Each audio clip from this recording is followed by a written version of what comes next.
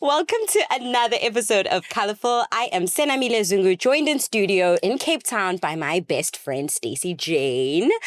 And we are hyperactive, obviously buzzing all the time, but we sat and had coffee a little bit earlier and we were just more like contemplative, Stace. We were a bit contemplative. Contemplative. Yes. Contemplative. Yes. What's the word? It was contemplative, right? We had a lot of coffee. Contemplative. Contemplative. Contemplative. There you Yes. go. She has a history, by the way. I'm so glad we have somebody who's so good with words in studio with us today. No pressure, no pressure. A poet, a playwright, a theatre director, author of an incredible book that we're going to unpack today, The Collective Amnesia, and a piece that has really been celebrated as an important piece of information in contemporary South Africa. Koleka Putuma, it is so wonderful to have you join us today. Welcome to the studio. Thank you. Thank you. I'm excited. I'm excited to chat, and I feel lucky to be invited to sit here with the two of you. So thank you. Oh, thank you. Okay, so you are going to humor us with a little nail painting. Yes. Right? So Yes. we love The Color Red, as you guys know. Red for us is bold and courageous. It talks about, or it's like a signifier for having meaningful conversation, bold, courageous, meaningful conversation, which you do in droves. And so we're going to ask you to paint one hand of nails red. We found that what works quite well is if Sena's going to hold the I bottle hold for the you. bottle. Okay. And you just And kind then, of do the painting. yeah, you do the painting. Fab. You got to bring it down to her level. Oh, Sena, do you're I? like holding it up at Sorry. her eye This level. is the first time I'm doing this because we know I think of the two of us, I'm the clumsier one, but I'm going to try hold the fort. Okay.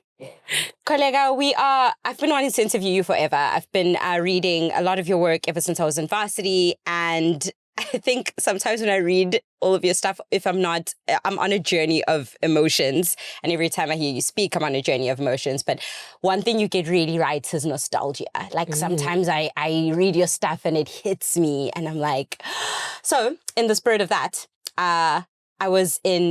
we were at your children's school game. And what did I tell you when I heard all of the children screaming, laughing? I was like, this is so nostalgic. So what never fails to make you feel nostalgic? It can be a song, a memory.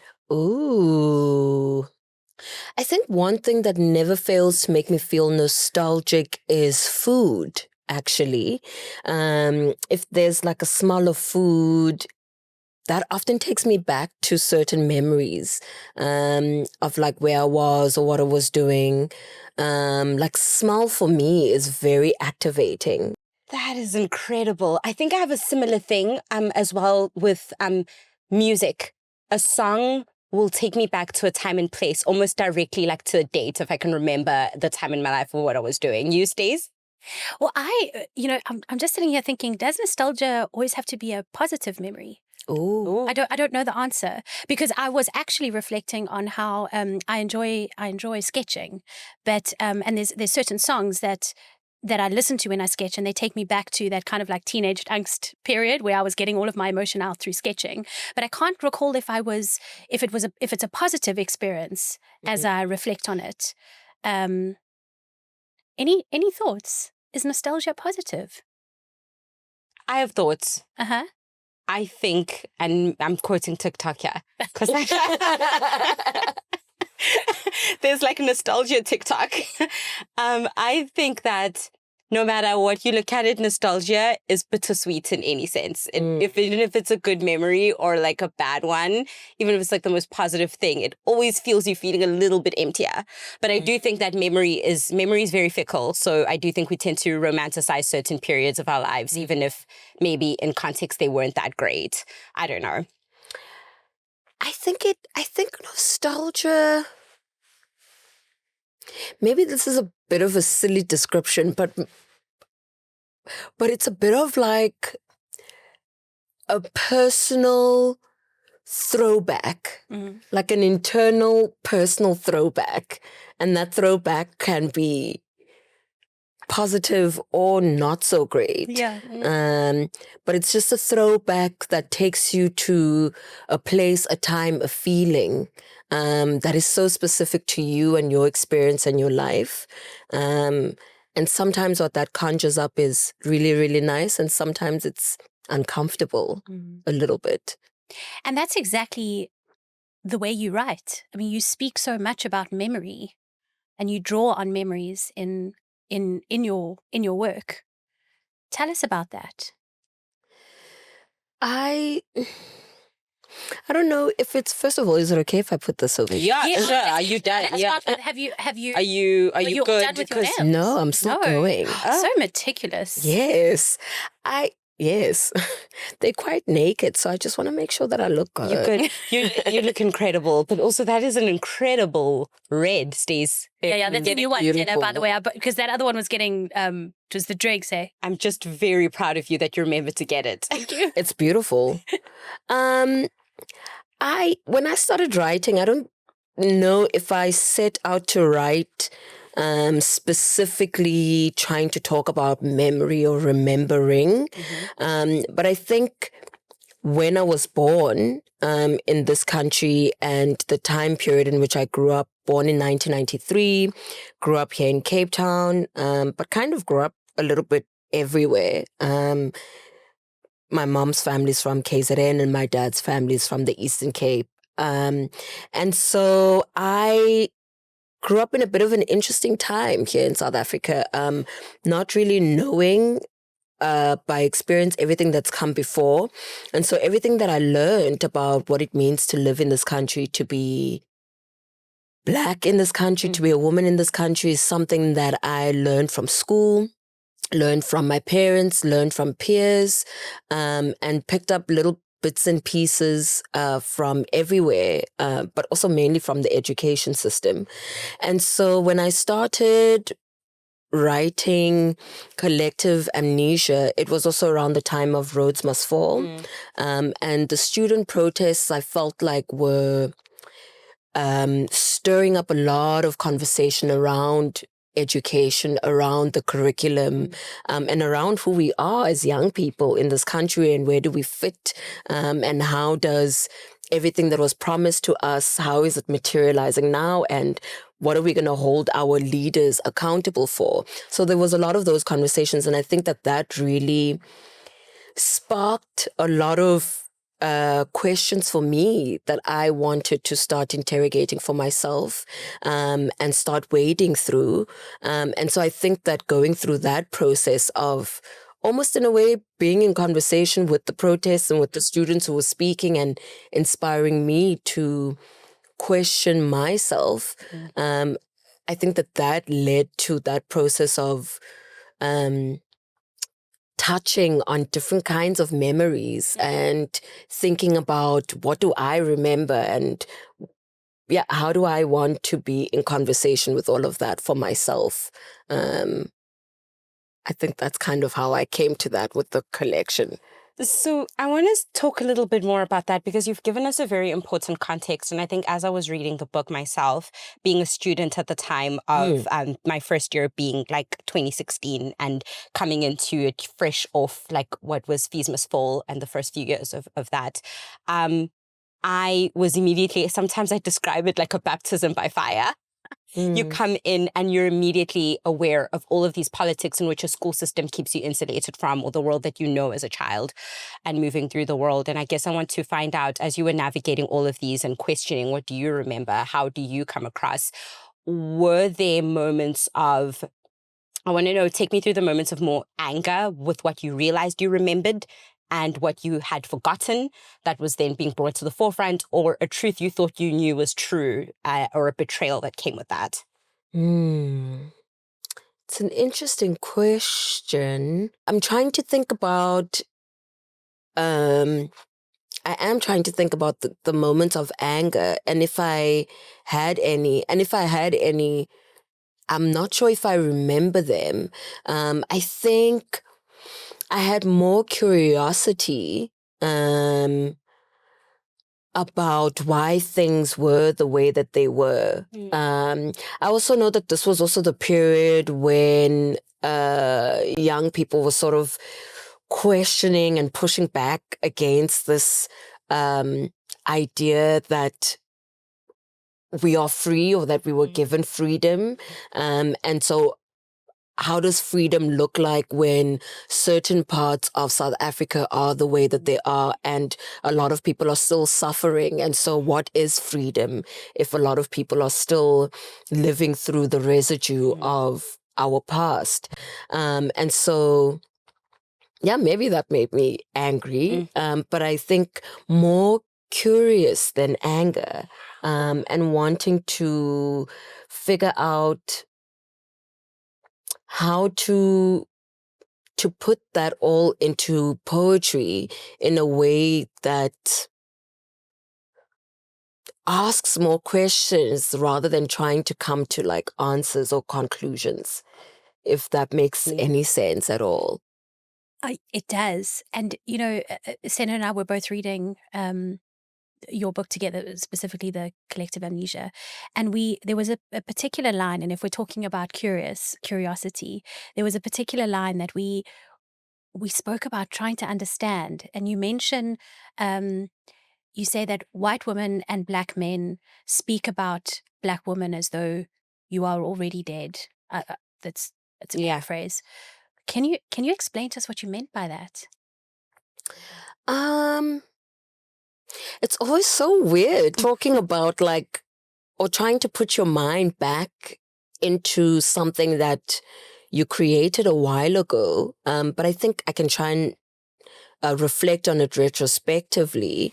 I was at a poetry performance about a year ago, actually, and someone was speaking about how a lot of the times when people talk about Black people specifically, you always hear people saying things like Black bodies, and in a way that kind of strips the humanity or the personhood of Black people, because it reduces them to just the exterior or the casing in which they present themselves in or come in. And so I think a lot of times when other people write about us, other things are often centered and not the full human experience of what it means to come in this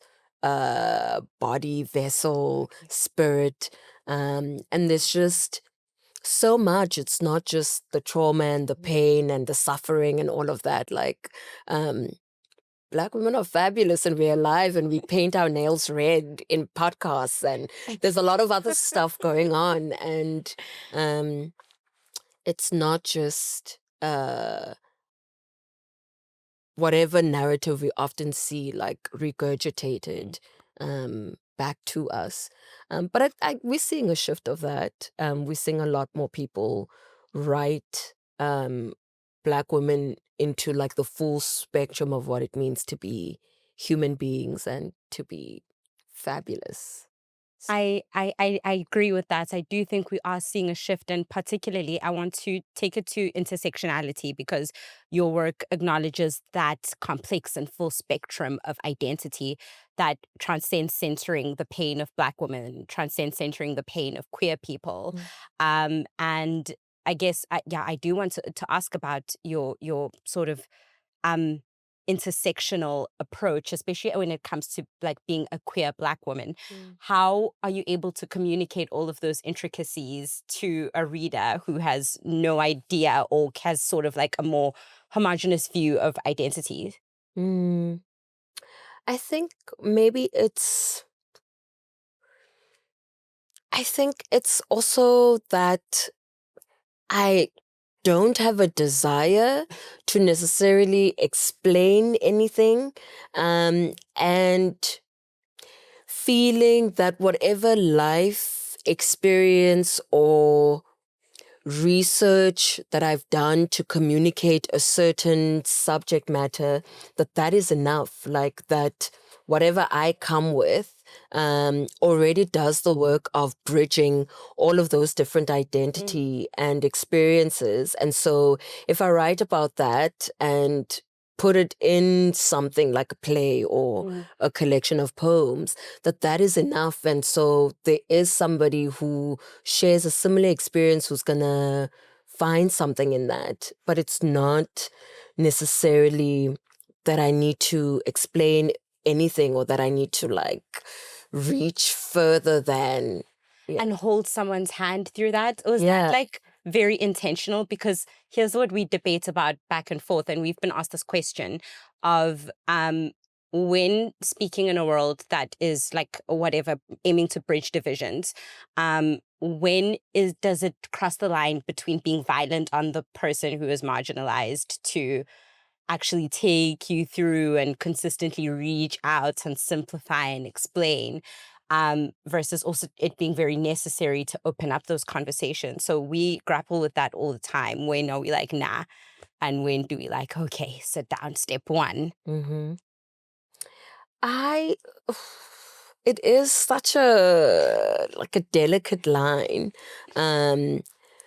but it's also trusting readers more and trusting audiences and trusting that people will come to it with however they come to it, and if there are things that they come come against that is maybe like a point of difference or a point of misunderstanding, that challenge is, rather than it being a challenge that repels the reader or the audience, that it's a challenge that invites them in and prompts them to get to know more or to learn more about something that is different from them or something that they don't quite understand. And if the reader or the audience doesn't see that as an invitation or sees it as like a challenge or like a point of like tension, I think that those things are also very interesting also to just maybe because I'm that way, sometimes like I'll watch a film or piece of theater or read something that I don't quite understand, and sometimes I like that feeling of being lost, because I think sometimes like things only make sense like with time, or they come back to us like on another time when we are ready to receive it or to see it that way. And so I enjoy things like that. Like I'm like, oh, okay, like you don't see it today, but like one day it's gonna land, or the dots are gonna be connected, and just trusting the law of the universe in that way. I think we do it in every other aspect of our lives, and so like I think it also applies in the creative sector or in the arts. That things will come, like even if you don't get it today. But I love it. This sort of emphasis on curiosity. It's a beautiful concept. It leaves us open to working through it and and reaching some kind of conclusion, and or just continuing to debate it. Do you see your work as advocacy for these intersectional I wanted to say roles, but for these different, I mean, you raise so many topics in your work. Is it advocacy for you? Um, if people want to call it that. Do you identify? I do. I mean, I think poetry is such a beautiful discipline. It's a beautiful craft. I think it does so much in such a short amount of space and time, and there's so much that you can pack into a few lines or a few paragraphs. And I think what it does so beautifully is make people pay attention to something that maybe that they were not thinking about. And there are many things that I care about that I would like people to talk about more or to look at more closely. I write a lot about the gender-based violence that happens in this country. And so while you are reading a poem about love or food, you turn a few pages and maybe you encounter a poem that speaks to the gravity of the situation in this country where women and children and men are concerned. And so it's advocacy in that way, that it just asks of people to just put their minds more to what they're reading about and to think about what their role is in that, and to see if it just sparks anything at all, even if it's care. Because I think it's quite radical to care, Mm. you know. Do you think it's easier, or when you're saying that it's radical to care? We were talking about this actually the other day. We were like, it didn't occur to us that people don't, but of course, Like, was it an option in our world? We're like, what? There are people who hear things and then don't care? I think you particularly, I was she so really distraught. killed me. She killed me. And you ought to be distraught. Honestly, it's heartbreaking that a lot of people don't care, or that people don't care enough, or that people only care about like what's happening in their immediate world. And a lot of people really just don't care. Really don't give two Fs. Yeah. But I guess I want to circle back to caring and what we choose to. I got the feeling from reading your work, and also we have everything we need to start. Oh my gosh, it's so amazing. So in terms of giving an F, you were distraught, and as we spoke about it, you're like, if I can just show people this, then they'll care, right? And we were like, no, the world doesn't work that way. But I also feel like, Yeah, that was my cold shower. Thank you. I also feel like for me, it seems to pose a question. And again, you're inviting curiosity, because at the end of a lot of your work, I sit there thinking, are there things we are electing to choose? Like, is it an active choice, right? Do you think we can actively opt into forgetting? And specifically in the context of South Africa, are there some things that we are making a trade-off to actually repress? And what is the cost of that? Are you referring to the collective amnesia? Yeah, like I feel like sometimes forgetting or having amnesia, it seems like an active choice, even though we don't frame it in that way. It seems very passive, or it's like you're not conscious of it. But I find that some people look at it and be like, okay, this is the chat, this is the system. I choose to not look away. I mean, I choose to look away. As you were asking that, I felt like I want to answer this like two parts, or I'm having two thoughts about it. The first is how there's the chat of like, oh, look how far we've come. Look at all the things that are going on. Look at all the opportunities that have arose from blah, blah, blah, blah, blah. And in that way, sometimes forgetting, or people being asked to forget, is almost used as a weapon, or it's weaponized against people who have no other choice but to remember, because their current circumstance doesn't allow them to forget.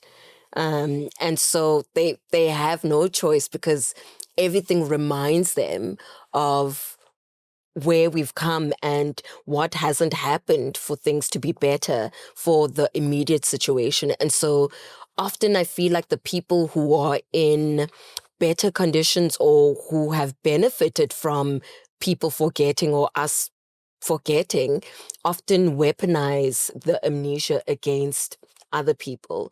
The other thing is that I was thinking about was how come back train. uh oh, the other thing I was thinking about was how I think that for the majority of people, there are other priorities going on. And so it's not necessarily that we want to forget, or that we're actively forgetting. It's that there are other things that require our brain like our attention in the moment. And so it's not always possible to hold this act of like remembering, or raging against whatever, because the immediate priority is survival, or it's living, or it's work, or it's grooving so that we can have a good time, because all the other stuff is just incredibly overwhelming. And this is my moment of joy and happiness and ease and escape. And it's not, and sometimes choosing to forget is so that you can live and survive for one more day, because I mean, to hold all of that all the time, I can imagine it's also quite burdensome. So I think sometimes people choose to forget because they don't want to take accountability for nothing. But then I think also sometimes we choose to forget because there's just so much happening in this country, and we just need a second to just alleviate the mind from all of the pressures of being alive and being here. I think that's a really valid point. Not engaging or choosing not to center certain memories doesn't always mean you're apathetic to them. Mm-hmm.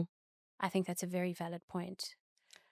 You know, oh, I Senna know. I just also just as it was also thinking, because it's another question, and I thought to myself, I wonder if the ability to choose to also forget is a privilege, as you were saying, Mm-hmm. that it precludes some individuals who are constantly reminded every single day. Mm. Yeah, that is absolutely true. I want to talk about love. Ooh. You talk about love and you talk about heartbreak. Has your understanding of love evolved over time through your writing? Oh, absolutely. Absolutely. And I think the obvious reflection I have on that is, like, particularly when I wrote Collective Amnesia, I was what, 24, and um and not just the romantic relationships I was having with people, platonic relationships, just all over the show. Like, it's just the friendships. There were friendships that weren't really anchored in any kind of depth. I mean, it's friends from university, and you friends because you study together, and you are in these relationships that are what they are, and also trying to figure out who am I in the context of my family as well, like my blood family. And so the love that is modeled, or that was modeled then, that I was learning, is so different now. Because now I'm in chosen family and chosen community, who are just teaching me, um, just these expansive forms of love that are not only reserved for romance. That romance is all of it, that romance can be shared with friends, and it's truly to choose to love every day and to see people and to choose to love yourself as well. It's just the foundation of quite a lot, actually. And it's the more you nurture that, with the people around you and with yourself, the more it's just kind of the thing that sustains everything else. Like, yeah, I'm in my love bubble at the moment. I am. I'm in love with the beauty of the world that I experience, when I experience it. And it's not to say everything is hunky-dory and roses and fab, but I think that the love that I choose to cultivate, because it's also that, like, it's choosing to cultivate love. Yeah. It's not something that automatically comes.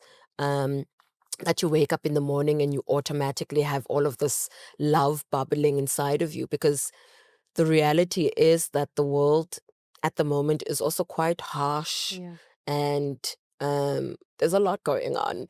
And so the act of choosing to love and be loved, because that's also the other thing, is allowing people to love you. Yeah. I've found that to be so transformational, for me, and it's taught me so much, not just about writing, but just about people, about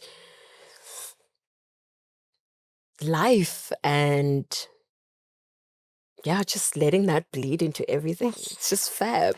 I feel like I totally relate to that. How many times have I been saying to you, I'm like all about bell hooks these days? I was I'm just like, going to say, I bet you Senna's going to bring up her favorite quote. Do enlighten us, Do Senna. it, She do loves, it, do she it. brings it into every conversation. I wanna- see love as work. I'm like, it's the investing your own self for the spiritual growth of another. And I'm Yes. like, exerting yourself for the spiritual growth of another. But I'm interrogating the concept of love a lot these days, because particularly even as I was reading about like heartbreak and how you frame heartbreak and just how we do it in the modern age, even with the internet and you know, all that stuff. I was just like, oh, this is hitting a little too close to home. But I think my understanding and how I conceptualize love has also changed over time. And I want to know, what has being openly queer and writing about queer stories, like, how has that sort of even broadened your perspective, and how do you then relay those stories in your theater and in your work? Yeah. Um, I think the interesting thing about, or that I'm learning about queerness or queering life, is at the core of it, because there are no rules in that kind of existence. Like, and for a lot of queer people, there's a lot that you don't have modeled. I mean, depending on how you grew up, I think a lot of queer people are fortunate to grow up in environments, communities, families that champion them becoming who they are and love them through whoever they say that they are. But there is the reality of a lot of queer people who don't have that. And so whatever we learn or whoever we become, we have to make that up, you know, and we sort of improvising as we go. And so the beauty of that is that anything goes, and things can shift and change, and there's so much room for all the selves that you want to be. And so I think, and there's also room in there to change your mind. And so when I think about, for example, pieces or works like Easter Sunday for Queers, for example, the play and not so much the poem, I think about how when I first wrote it, the story about the two lovers um, who sort of have their lives turned around in a drastic way at the hands of the church. And then there's a tragedy that happens at the end. I think me today would think about the ending of that so differently, because I think where I'm at now, there's such a desire in me to see queer people exist and live and thrive at the end of things, because so much of our existence ends in that kind of tragic ending. That I think it's so, I used to cringe, but I think now it's so beautiful to be able to see the changing of mind and the evolution of thought archived, because I can go back to that and be like, oh, like that was published and written like that, but I'm no longer there. And I've changed my mind. And I just think that that's just such a queer way of living, is that today you one thing, and if you want to change your mind tomorrow, go ahead, boo, do that. Be whatever you want to be. If you want to have your hair red today and blue tomorrow, I just think our community is such an advocate for freeing yourself and just living in your skin and in your body and being whatever you want to be and changing your mind as often as you want to. I am literally, I thank you for that, first of all, for the perspective of you're allowed to change your mind and you can look at it as an archive. I worked on something very interesting this year. I worked on one of the largest LGBTQ consumer studies, just figuring out, on thoughts on parents and parenthood in families and queer people in South Africa. And one thing I really struggled with in authoring the report, and as I was going through the data, was, do I center the gravity of, what we up against and what on a systemic level LGBTQ families are up against?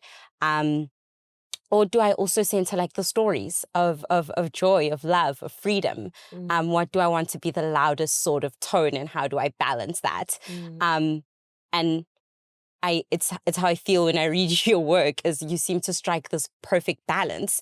And I'm wondering, like as between now and we have everything we need to start, have you been a little bit more intentional in balancing the scales? You switch also between humor. Sometimes I'm laughing and I'm like, that is so funny, and then sobered at the same time.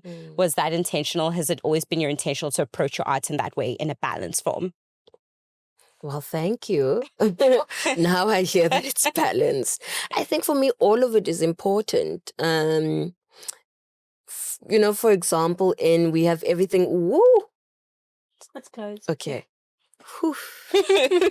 And we have everything we need to start again. There's a poem in there that is based on an article. I can't remember the newspaper that it was published in, actually, that was talking about when Westerford High School made it so that the students would wear their name tag along with their pronouns.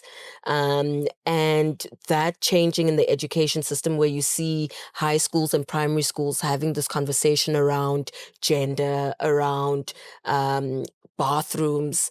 And then also that's sitting alongside other poems and thinking around what it means to be like a young woman, a young girl, and having your body as something that's always looked at and dissected, even when you're just dancing or walking. And so for me, that balance comes from that it's everything, like writing about queer joy and queer love is also just as important as writing about the fact that hate crime is a thing in this country. And yeah. You can center different moments at different times. Yeah. So, Koleka, when I was going through collective amnesia, there was a poem that really stood out for me. Well, there were actually two. The one was on rape, Not Another Rape poem, that was deeply traumatizing, actually. So the other one was, it's titled a 1994 love poem. And I just want to, do you mind if I just read out a few lines? It is so impactful. I want someone who is going to look at me and love me the way white people look at and love Mandela. Someone who is going to hold onto my memory the way that white people hold onto Mandela's legacy. A lover who will build Robben Island in my backyard and convince me that I have a garden and fresh air, a rainbow and freedom. A TRC kind of lover. Can you take us through your thoughts on that poem? Because I think it is an incredible challenge, a challenge for white people, and I mean that in a positive sense. In the sense of, can we be real here? We have a lot of symbols here. A lot of them are still up. Street names, statues, you name it. I was driving in Centurion the other day and I was shocked to see a Hendrik Verwoerd Boulevard drive. I was like, this is a testament to the compromise. How can we have a Hendrik Verwoerd drive? And also, I mean, some cities are more crass than others about it. But I think Mandela is, he is such an important figure. I also don't want to undermine his role in our country's history, because he was a very important figure in this country and moved us through a lot. But it is one of those symbols and one of those figures that people, again, weaponize and hold on to as a way of not coming to terms to and addressing the present moment also. It's also a way of being stuck in some sort of the good old days when this figure held us together in this particular way. And so we also live in a country that's very obsessed with unity building, nation building, or whatever they call that other thing. I know because I'm also like an independent artist who has to apply a lot for funding. from government institutions. And this idea of nation building or unity building is something that comes up a lot. And so it is something that you are tasked with thinking about, like, how do we come together? How do we kumbaya? How do we kiki and have a good time in the midst of all these other things sort of bubbling under and lurking in the shadows for some people, but very present for others. And so it's a challenge to people who like to uphold the Madiba era, but also Nelson Mandela, the figure, as like this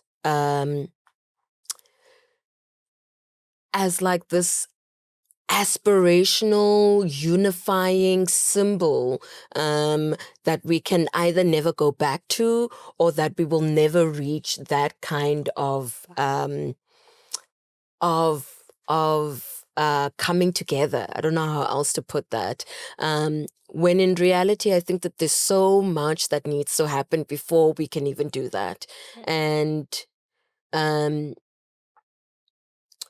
that kind of love. Also, let me just say that that poem came from, I was in Johannesburg at a book festival actually, and one of the trips that we did was to the Nelson Mandela House. It's in Soweto, Vilakazi right? Street, Yes. yeah.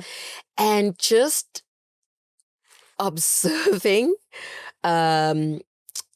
people's interaction with the building, with the space, and hearing the ways that people talk about all that was, and having that nostalgia.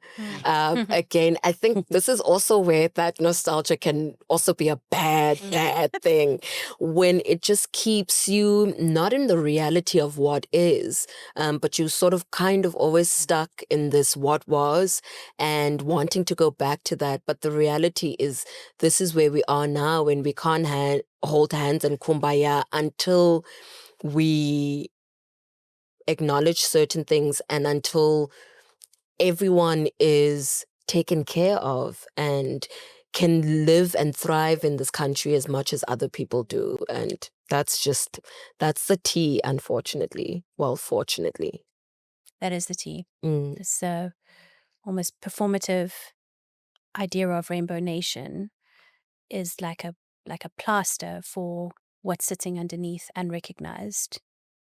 Yeah. Yeah.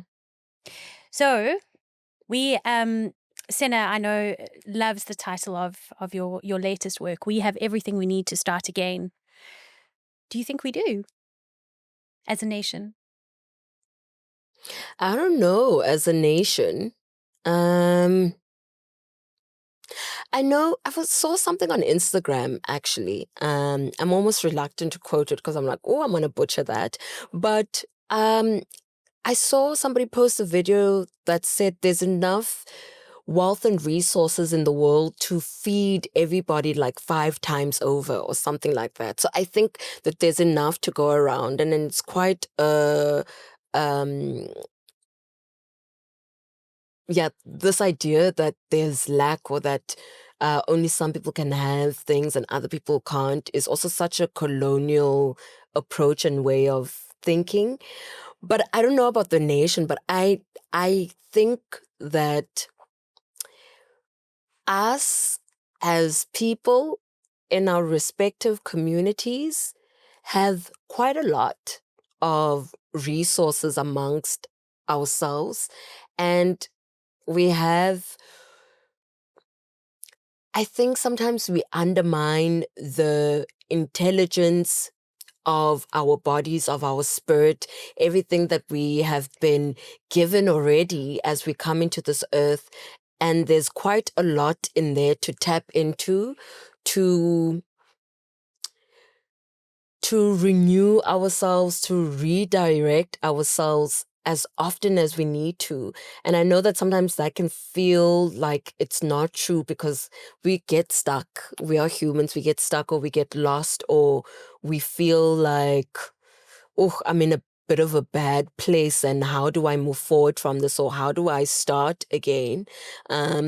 But I personally believe that there is always a place, people to tap into that can help us unstuck and move forward in some way, even if it's just a little bit. Starting over a little bit is starting over, and that's what counts. Yeah, I don't have some like deep answer for that, but that's just how I feel. I think we have each other, and that's enough to start over. Yeah. Honestly. We have each other, and that's enough to start over. Thank you, Koleka. This has been, I feel like, a spiritual conversation.